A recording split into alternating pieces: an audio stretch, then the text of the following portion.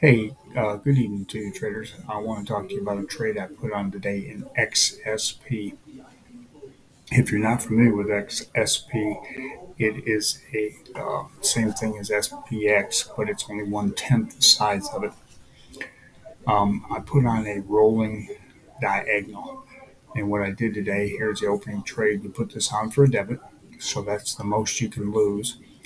Is I bought going out to February the 16th. The 477 put, sold the 478 put that expired today. Here's what I paid for it. I paid $513 and sold this for 87.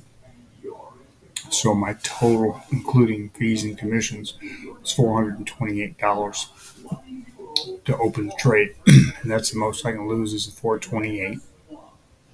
Later in the day, as you can see here, about 122, 130. I bought back the 478 put that I had sold and rolled out till it's actually Tuesday.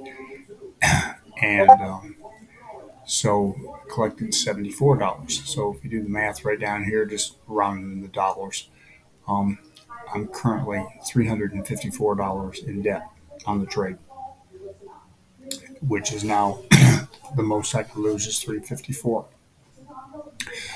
Excuse me. What you do here on this trade is every day you will roll your short-term put, collect more premium, and the object is to eventually get out of debt and roll for a profit. If you do this every day, you get about 30 some opportunities um, to roll to try to collect premium. So the reason I do it on XSP, it's a cash settle just like SPY, so you don't have to worry about anybody assigning you the shares. And so I'll see how this works out on XSP. I only took $428 of buying power to start with.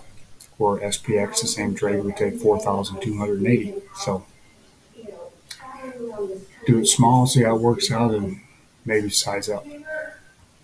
If you decide to try this, I'm going to try to post frequent updates on this to let you know where the trade stands. If you decide to try this, good luck to you.